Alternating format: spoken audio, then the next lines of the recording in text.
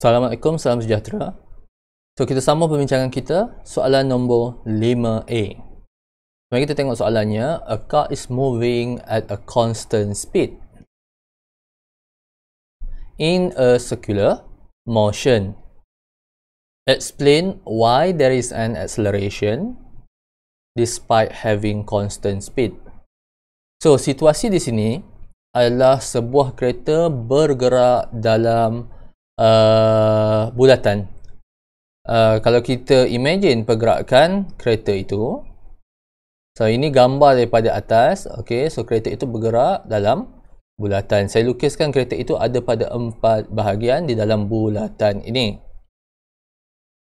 So apa yang berlaku adalah laju, speed kereta ini adalah seragam, constant speed. So let's say ini adalah point A, point B, C dan D. Okay, the speed at each point is constant. V, V,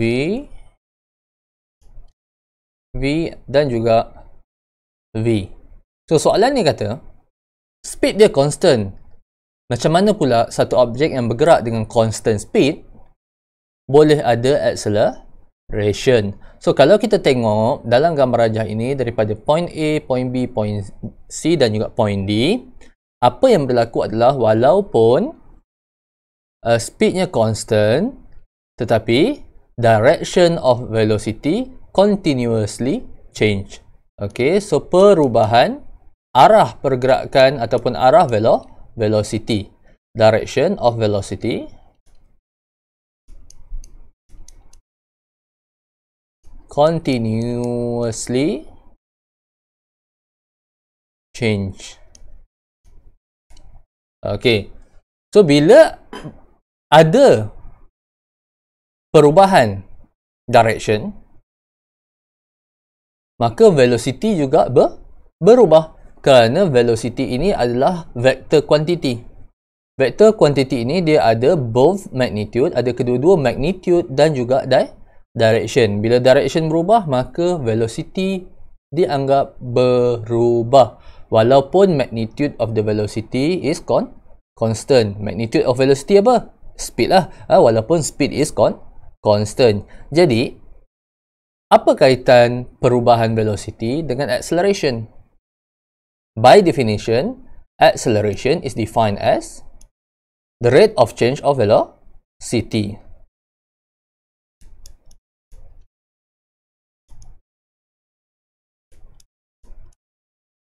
As the rate of change of velocity.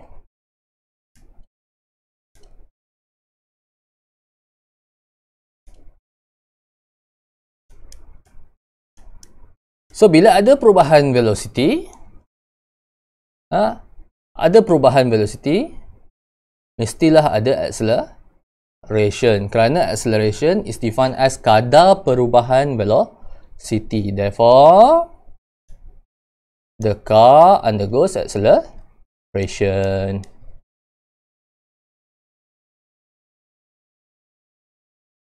So, ini adalah konsep penting dalam bila kita nak bincangkan uniform circular motion. So markah dekat sini ada dua. Markah yang pertama adalah bila awak tulis panjang ke, awak tulis pendek ke, awak cari ada tak awak cakap bahawa direction of velocity berubah. Itu yang pertama. Yang kedua, awak kaitkan dengan perubahan velocity dengan acceleration. Apa kaitan dia? Acceleration is the rate of change of velocity. Ada keyword itu, maka awak dapat satu lagi markah. Menjadikan total markah untuk soalan nombor 5A adalah 2 markah. Okey, so itu soalan 5A. Seterusnya kita sambung kepada soalan nombor 5B. So mari kita tengok soalannya.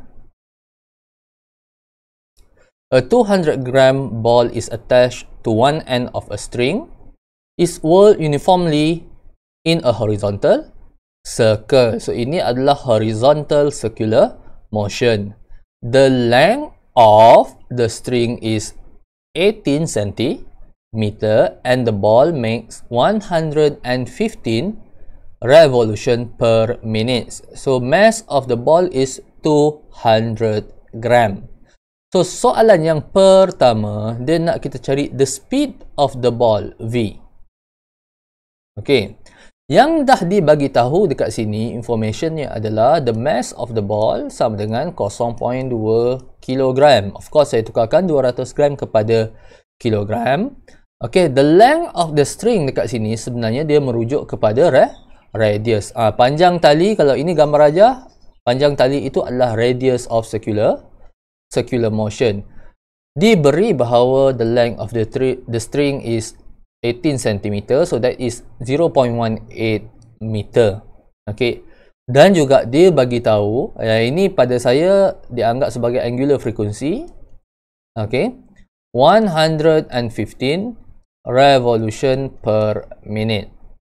So soalan yang pertama, dia nak kita cari velocity. Okay. Kita boleh cari velocity. Nampak ni, kita ada R dan kita boleh cari speed, V, dengan menggunakan relationship antara speed dan juga velocity. Ini V sama dengan R omega. Okey. Tetapi omega ini mesti terlebih dahulu kita convertkan kepada SI unit lah, yang ini radian per second. So soalan satu, yang pertama sekali kita convertkan 115 RPM kepada radian per second. Okey, saya buat kat bawah lah. Okey, soalan satu. Omega is equals to 115 rotation ataupun revolution per minute. Okey, so ada dua conversion factor yang kita nak darabkan kat sini. Yang pertama sekali kita nak cancelkan revolution letak kat bawah, kita nak unit radian. Yang kedua, minute saya nak cancelkan, saya letak kat atas, so supaya dia bersilang. Kita nak tukar jadi second. Satu revolution sama dengan 2 pi radian, 1 minit sama dengan 60 second. So daripada sini kita boleh potong unit revolution dan juga potong unit minute. So tekan kalkulator, 115 darab 2 pi bahagi 60. Okey. So awak boleh bagi dalam sebutan pi boleh, ataupun awak nak bagi dalam nombor biasa pun boleh juga. Okey, tetapi saya akan ambil lebih sikit titik perpuluhan sebab ini bukan lagi jawapan akhir kita.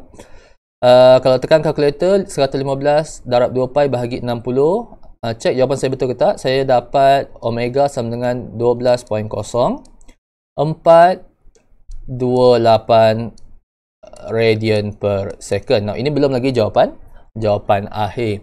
So, sebenarnya kalau dalam exam awak ambil 2 pun boleh. Cuma amalan saya bila dia bukan jawapan akhir, saya ambil lebih daripada 2 titik perpuluhan. Okey, kemudian seterusnya kita gantikan dalam rumus V sama dengan R omega. Kita dah tahu R tadi sama dengan 0.18 meter darab 12.0428. Dan kita akan dapat the speed of the ball is equals to 2.168 meter per second. Okay, so itu adalah jawapan saya.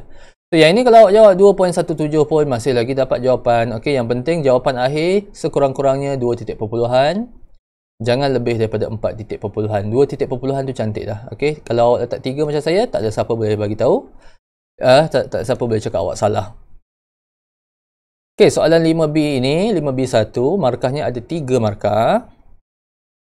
Yang pertama sekali, apabila awak convertkan omega ini dengan betul dan dapat jawapan 12.0428 ataupun 12.04 radian per second, itu jawapan 1 markah. Gantian 1 markah. Dan akhir sekali, jawapan dan unit yang betul 1 markah. So, itu 3 markah. Okey, seterusnya untuk soalan 2, calculate the tension in the string. Okey, untuk calculate the tension in the string, kita akan apply rumus circular motion. So kalau kita identify terlebih dahulu forces pada bola itu. So ada dua. Yang pertama sekali adalah the weight of the ball downwards. Okay, dan juga tension towards the center. So ada dua sahaja force yang terlibat kat sini, dan kat sini kita nak cari tension T. Kita sudah ada tadi nilai V pada soalan 1, 2.168. So kita apply rumus circular motion. The net force ataupun centripetal force is equals to mass times V square over R. Okay, so ini sebenarnya daripada Newton second law saja, F sama dengan ma. Dan dalam topik circular motion, kita define direction of towards the center as positive. Okay, so centripetal acceleration itu sentiasa kita definekan sebagai positif. So dekat sini, the only force yang ada pada yang berada along the radius adalah tension. So the net force Fc ataupun centripetal force Fc is equals to tension. Okay, so tension sama dengan mv square over R. So di sini kita terus saja masukkan value untuk kita cari tension. Mass sudah diberi sama dengan 200 gram tadi. So kita gantikan 0.2 kg times 2.168 square divided by 0.18. Dan kita akan dapat jawapan tension bersamaan dengan 5.222 Newton.